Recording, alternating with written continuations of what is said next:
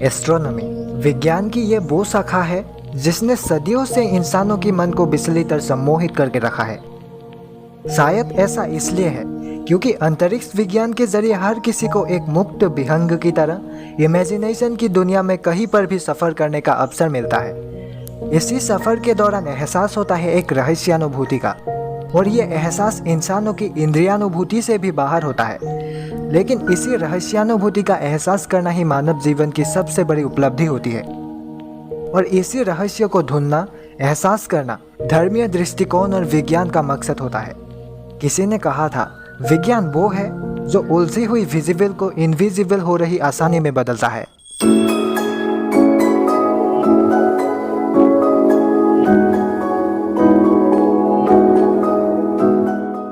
इसीलिए मानव सभ्यता की शुरुआत से ही शुरू होने वाले इंसानों की अंतरिक्ष विज्ञान का सफर आज तक बरकरार है।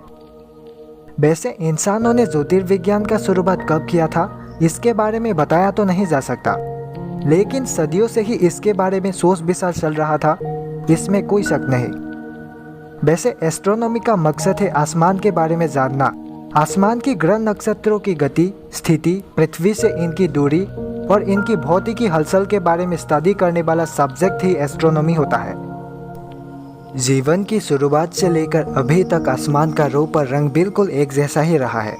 बस हो सकता है कहीं पर एक दो तारों की मौत हो गई हो या फिर एक दो तारों की शुरुआत भी हुई हो, लेकिन अंतरिक्ष को लेकर इंसानों की नजरिया बार बार बदलता ही रहा है। शुरुआत में इंसानों को अंतरिक्ष के बारे में जानने की दिलचस्पी इसलिए थी क्योंकि ये चांद और सूरज की तरह आसमान में मौजूद सितारों की स्थिति और गतियों को मापकर सूर्य और चंद्र ग्रहण के बारे में, ऋतुओं के बदलाव के बारे में, खेती बाड़ी के लिए सही मौसम के बारे में या फिर किसी के भविष्य या भाग्य चक्र की कैलकुलेशन के बारे में पहले से ही इमेजिनेशन कर सके।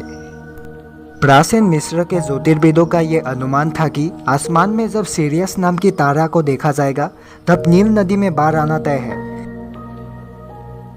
वैसे इन लोगों ने चंद्रकलाओं के आधार पर कैलेंडर तैयार करने की भी कोशिश की थी, लेकिन सही तरीके से बना नहीं पाए।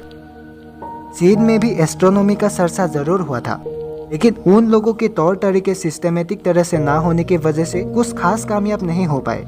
लेकिन इंग्लैंड से लेकर यूरोप की कई देशों में लंबे वक्त से ही व्यवस्थित तौर तरीके से एस्ट्रोनॉमी में स्टडी चल रहे थे। जानकारी के मुताबिक लगभग 3000 BC से भी पहले से ही उन देशों में ग्रह नक्षत्रों के घूर्णन और परिक्रमण, सूर्य और चंद्र ग्रहण, बदलते हुए ऋतुओं के बारे में लंबे से लंबे निरीक्षण होते रहे।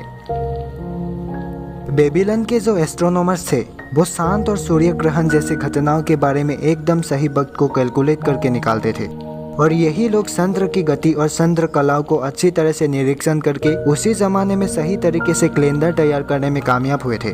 ज्योतिर्विज्ञान की दुनिया में ग्रीक वासियों का इम्पोर्टेंट रोल रहा। ग्रीक वासियों में ज्यादातर खगोल शास्त्री ही आसमान को निरीक्षण करने के मामले में एक से बढ़कर एक थे। ज्यादातर ये लोग ग्रह नक्षत्रों की गति और स्थिति से जुड़ी जानकारियों को जुटाने में ही बिजी थे, लेकिन इनमें से ज्यादातर खगोल शास्त्री ही एक एक फिलोसोफर निकले, इसीलिए वो सभी अपने अपने सिद्धांतों को लेकर आगे बढ़ते गए। और इन लोगों का सिद्धांत था कि पृथ्वी ही ब्रह्मांड की केंद्र में है और इसकी चारों तरफ आसमान में मौजूद सभी सितारे एक सर्कुलर वे में घूम रहे हैं। वैसे कई फिलोसोफर्स ये बात समझ चुके थे कि जिस तरह से दुनिया को देखा जाता है दरअसल दुनिया वैसी है नहीं, मतलब पृथ्वी की आकार सिप्ती जैसी नहीं बल्कि गोल आकार की तरह है।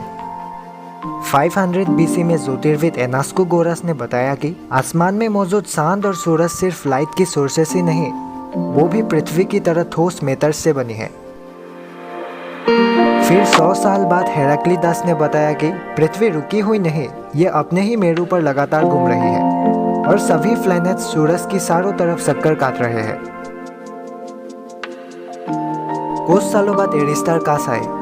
उन्होंने बताया कि ब्रह्मांड के केंद्र में पृथ्वी नहीं बल्कि सूरज है, लेकिन उनका ये सिद्धांत उस जमाने में पूरी दुनिया में प्रचलित भूकेंद्रिक सिद्धांत के खिलाफ होने की वजह से इसे इग्नोर कर दिया गया।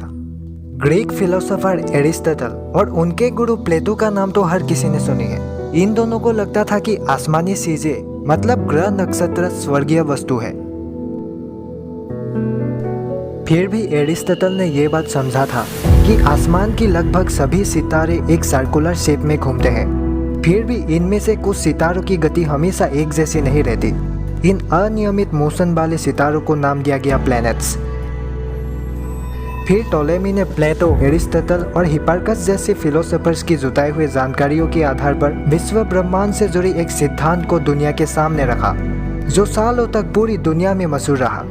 वही था टोलेमी का जियोसेंट्रिक मतलब भूकेंद्रीय विश्व सिद्धांत। इसके मुताबिक पृथ्वी ही ब्रह्मांड के केंद्र में मौजूद है और इसके चारों तरफ सूर्य और चंद्रमा के साथ बाकी सभी ग्रह और सितारे घूम रहे हैं।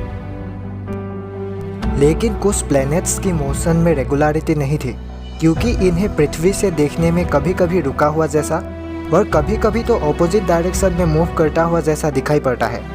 इसी नॉन रेगुलरिटी को समझने के लिए टोलेमी ने एपिसाइकल सिद्धांत को इजाद किया था। यह सिद्धांत बताता है कि एक प्लैनेट हमेशा एक सर्कुलर वे में घूमता है, लेकिन इस सर्कल की जो सेंटर में है वो एक दूसरे सर्कल के चारों तरफ घूमता है। इस सिद्धांत के जरिए मंगल जैसे ग्रहों की नॉन रेगुलरिटी वाले मोशन के बारे में समझा जा सकता था।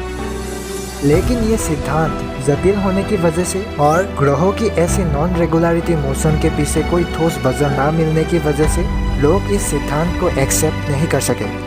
फिर भी एस्ट्रोनॉमी की दुनिया में सही मैथमेटिकल कैलकुलेशन के आधार पर प्रतिष्ठित होने वाले वो सिद्धांत कोपरनिकस के हीलियोसेंट्रिक थ्योरी की एंट्री ना होने तक वो दुनिया भर में अपना प्रभाव बनाता रहा। टोलेमी का जो सिद्धांत था वो एरिस्टोटल की भूकेंद्रीय सिद्धांत का सिर्फ मैथमेटिकल रूप था। एरिस्टोटल का फिलोसफी और विद्वानता की जादूगरी इतना शक्तिशाली था कि इसका असर सिर्फ ग्रीक सभ्यता में ही नहीं, आधुनिक विज्ञान की विकास की शुरुआत से पहले तक दुनिया भर की कई सभ्यताओं में इसका प्रभाव देखा गया। एरिस्टोटल का वो जियोसेंट्रिक सिद्धांत पृथ्वी को एक सम्मानजनक गद्दी पर बैठा रखा था और पृथ्वी पर मानव जीवन की श्रेष्ठता को साबित करने के लिए एक जमाने में इस सिद्धांत को धार्मिक नजरिया से भी देखा गया, क्योंकि दुनिया में जो पुरोहित समाज थे उन्होंने तो इस सिद्धांत को बाइबल से समर्थित कहकर पूरी दुनिया में प्रसार चलाया और जिसने भी इस नजरिया के खिलाफ बोलने की कोशिश की उसे कठोर सजाओं से भुगतना पड़ा और इसका शिकार गैलीलियो भी हुआ था। फिर भी उस विश्वविख्यात सिद्धांत के खिलाफ सबसे पहले अपना आवाज उठाया था भारत के महान ज्योतिर्विद आर्यभट्ट ने। उन्होंने अपने आर्यभाटिया में कहा था, जिस तरह से एक बहती हुई नाव से देखने से पार की पेड़ पौधे भी चलते हुए जैसा लगता है, उसी तरह पृथ्वी की मोशन की वजह से ही आसमान में मौजूद सितारों को देखने में पूरब से पश्चिम की तरफ जाता हुआ जैसा लगता है। लेकिन दुनिया भर में भूकेंद्रीय विश्व सिद्धांत की पॉपुलैरिटी की वजह से इस सिद्धांत को भी नकार दिया गया। इसके बाद पोलैंड के ज्योतिर्विद निकोलस कोपरनिकस ने भी भूकेंद्रीय सिद्धांत का घोर विरोध किया। उन्होंने बताया कि विश्व के केंद्र में पृथ्वी नहीं बल्कि सूरज है और बाकी ग्रहों की तरह पृथ्वी भी इसके चारों तरफ घूम रही है और अलग अलग ग्रहों की गति अलग अलग होने की वजह से ही पृथ्वी से इनकी गति में नॉन रेगुलरिटी होने जैसा दिखाई पड़ता है।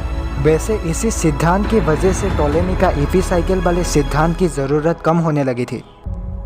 वैसे कोपरनिकस को पता था उनका वो सिद्धांत धर्म की दृष्टिकोण से जुड़े सिद्धांत को चुनौती दे रहा था, इसीलिए उनका लिखा हुआ वो विख्यात ग्रंथ उनके मृत्यु के दिन ही पब्लिश हुआ साल 1543 में, जिसका नाम था द रिवोल्यूशनिबस ऑर्बिटियम कोएलेस्टियम, जिसमें ब्रह्मांड की सच्चाई समाई हुई थी। द हीलियोसेंट्रिक थ्योरी सूरज ही सबका केंद्र है, जिसके चारों तरफ पृथ्वी के साथ सभी ग्रह और ग्रहाणु घूम रहे हैं।